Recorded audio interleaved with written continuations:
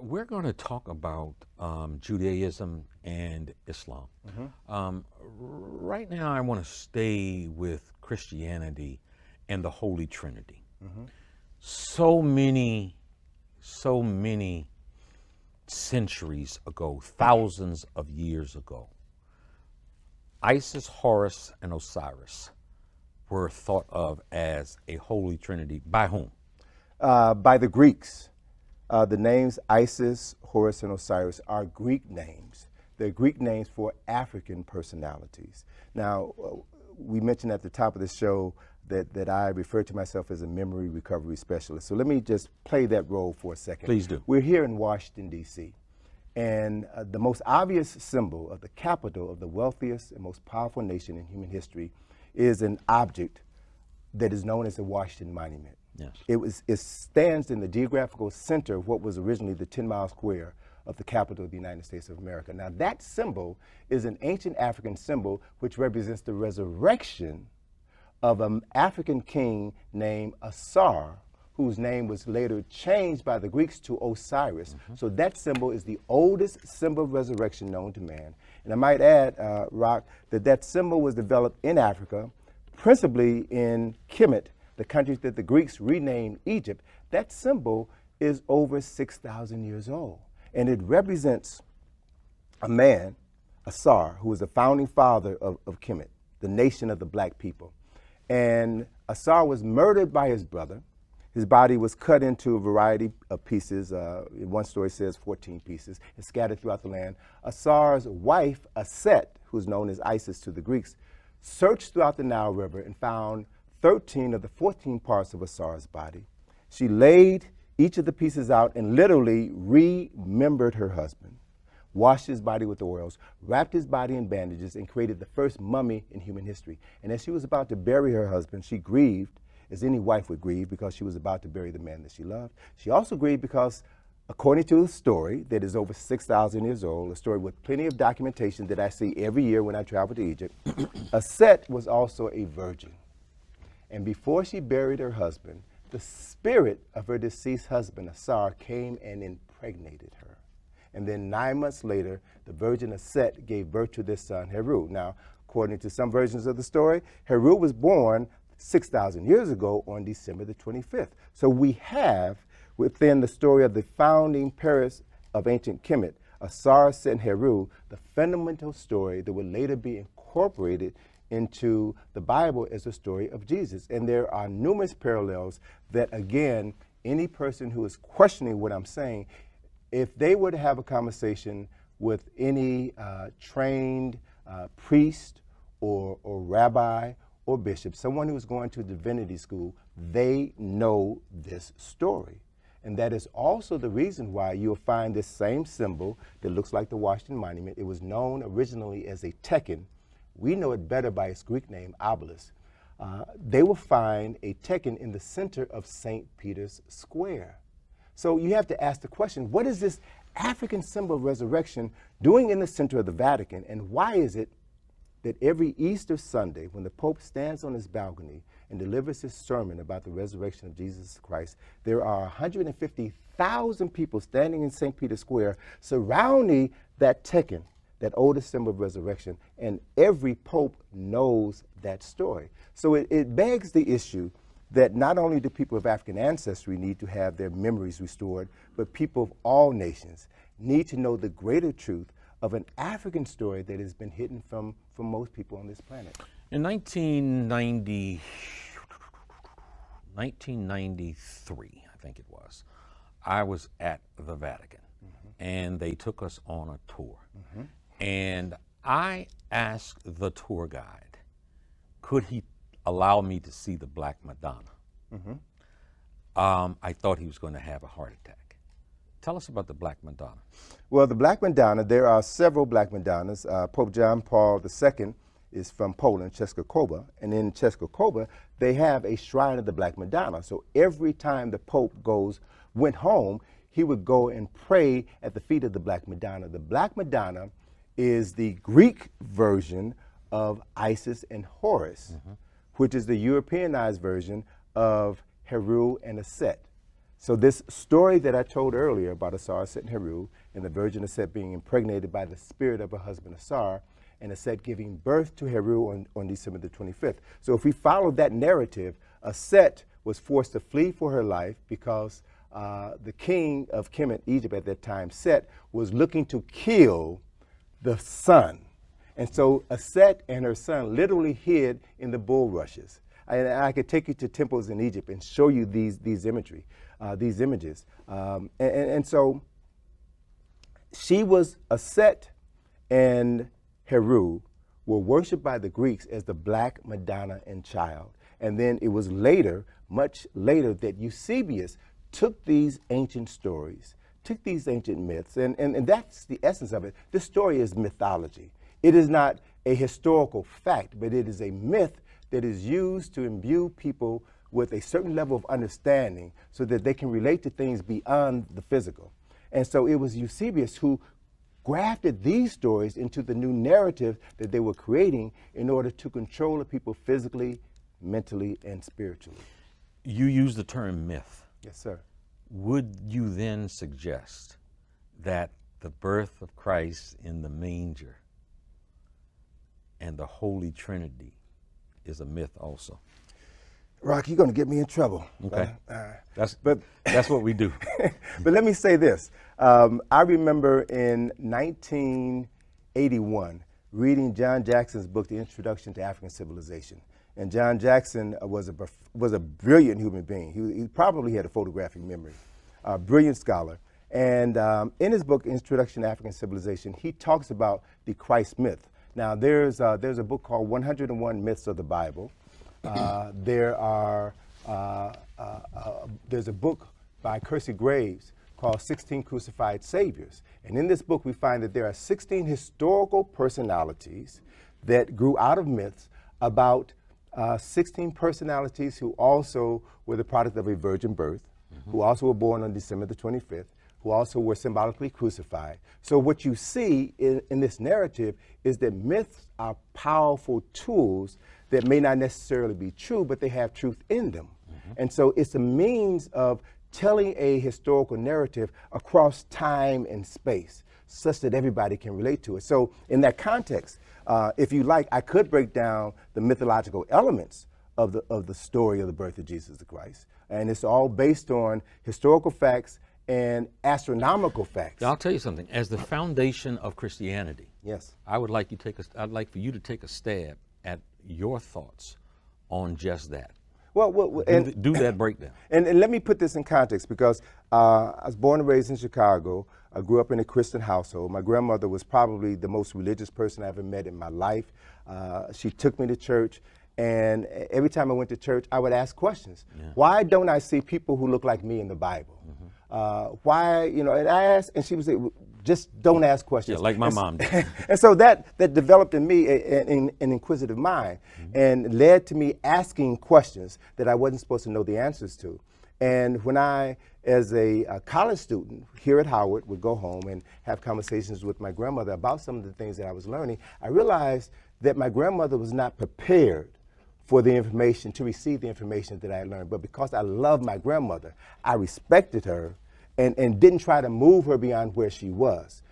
Because she needed Christianity. She needed her belief in Jesus Christ in order to help her deal with life in Chicago in the 1960s. But what I know, based on studying history and science, is that the story of virgin births in many cultures is based on mythology. We're told that Jesus was born in a manger. We're told that 3 wise men came to visit him. They followed the star that was in the east. Now, this is based on astronomical phenomena, because around the time of December the 21st, we have the solstice, with the winter solstice, which is the shortest day of the year. And from December the 21st through December the 24th, literally the sun is still. The length of the day does not increase nor decrease significantly. So the sun is still. On December the 25th, that is when it was written in ancient texts that the sun, the S-U-N, was born, because the day began to lengthen by approximately 1 minute per day. So at the time that the sun was born on December the 25th, that the constellation of Virgo was rising on the horizon, was halfway above the horizon. So it was said symbolically, metaphorically, that the sun, S-U-N, was born of a virgin. And at the same time, the stable of Aegeus was rising in the east. So it was said that the sun was born in a stable, and that there were three stars that are the three stars in the belt of Orion that point to the star Sirius. Those three stars were known in ancient times as the three wise men. So if we look at the story of the birth of Jesus the Christ, it is a story of cultural significance, mythological significance, and astronomical significance that means three different things to people who have an awareness of the story and know how to interpret it. Again, staying with Christianity still. We're governed, Christians are governed by their code of conduct on this earthly plane, governed by the Ten Commandments. Yes. That the Word of God, or did that come from something called the Book of the Dead? Well, I recall James Henry Breasted, who was a famous American Egyptologist at the University of Chicago, established the Oriental Institute in, I think, around 1935. James Henry Breasted got in trouble for saying that the Ten Commandments were derived from the 42 admonitions of Ma'at. What does that mean? Ma'at in ancient Kemet was the overriding force that governed everything in the universe. She represented the principles of justice, balance, harmony, and that there were 42 admonitions of Ma'at. Some of them were, I have not stolen, I have not robbed, I have not defrauded offerings, I have not polluted myself, I have not polluted the land, I have not committed adultery, I have not spoken ill against God. And so it is from the 42 admonitions of Ma'at that Moses derived the Ten Commandments. And so there is a profound difference between an admonition of Ma'at, where one declares your innocence and says, I have not done X, Y, and Z, and a commandment where people without a profound understanding of Ma'at must be commanded not to do things that a person in their right mind would know not to do. So these are cultural differences that are based upon another culture appropriating aspects of African culture and interpreting it through their own cultural lens. Talk to us, you just mentioned Moses. Yes. So to help us understand that you're talking about sort of the beginning of time and the beginning of man, going back into ancient Egypt, which was originally Kemet. From whence comes the three religions? Tell us about the development of those three religions. All right. Well, as I mentioned earlier, Africa is the birthplace of humanity. Yes. No question about that. And it's also in Africa where we have the birthplace of culture and civilization. And an important civilizing aspects of all culture is how people relate to the unseen presence of the forces of creation, which we today refer to as God. So we will find in ancient Kemet the very earliest examples of people identifying with this unseen force, which we today call God. Now, the ancient Egyptians did not have a religion per se. There was no word in their culture for religion, but they had a spiritual tradition. The ancient Egyptians, or Kemites, were responsible for giving us the word amen, a word that Jews use, Christians use, and Muslims use. It is a word in the Kemetic language which means the unseen presence of the Creator. The unseen presence of the Creator. And so we have within this structure a people who understood that there is an invisible force that we can't see that affects everything on life.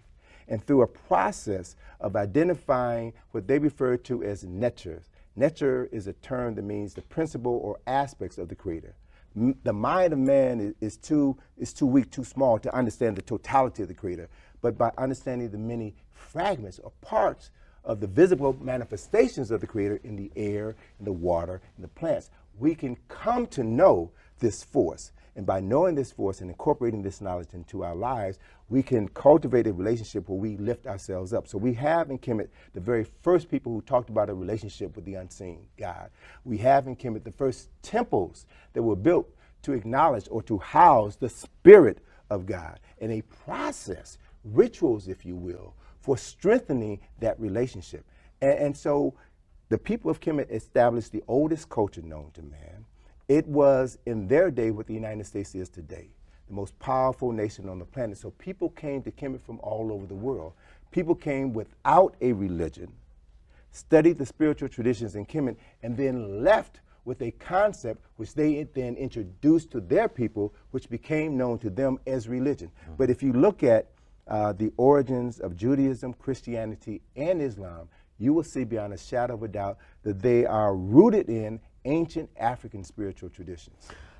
I want to talk about the pyramids after I have you to weigh in on this. I read a quote recently where Hippocrates gave great reverence and credibility. Today, doctors say the Hippocratic Oath. That's referring to Hippocrates, who was often thought and taught as the original doctor. Right. He gave credence and honored in his quotes Imhotep. Right. Who was Imhotep? And well, in the we probably don't have enough time for you to really. I do the light version. Please do. In the Hippocratic Oath, Hippocrates says, "I swear by the god Apollo and Asclepius, the god of medicine." Asclepius is the Greek name for Imhotep. Imhotep is regarded as the world's first multi-genius. Imhotep was the prime minister to the king Zoser, the man who, Imhotep was the person who designed and oversaw the construction of the first pyramid on the planet, the step pyramid at Saqqara for Zoser. Imhotep was the first physician in recorded history. Imhotep was also an architect and engineer. Before you go beyond him being a physician. Yes, sir. A physician who had written out certain formulas of medicine that continue to be viable today. Yes, sir. The first physicians, the first gynecologists, the first brain surgeons came out of Kemet.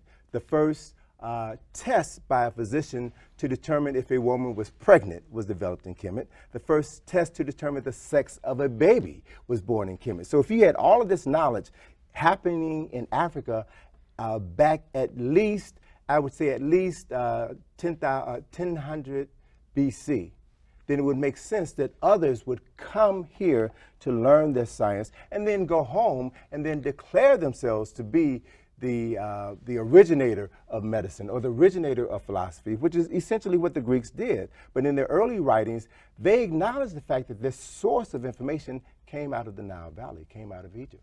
I've got people in my family who hit me across my head and say that everything about that you're talking about in ancient Egypt was paganism. Well, all pagan means is someone whose belief is other than your own. So in that context, to a Christian, a Muslim is pagan. You know, to a Jew, a Christian is pagan. And if we think about this in that larger context, you know, the Jewish people were responsible for giving us the Torah, first 5 books of Moses, the Old Testament, and then the New Testament was built on that foundation. Well, no one really questions the fact that within the Jewish faith, they don't acknowledge Jesus as a Messiah. But no one questions them on that or challenges them on that because they are the chosen people. But what most people don't really understand is that the knowledge that is inherent within, much of the knowledge that is inherent within the Jewish tradition comes straight out of the Nile Valley. Sigmund Freud knew that. In the book that was published shortly after his death, Moses and Monotheism, Sigmund Freud said that the origins of Judaism are Egyptian, that Moses was an Egyptian, and there are many other scholars who have advanced this work, and it's talked about in small quarters of the world, but it's information that hasn't made its way to the general public. Something happened.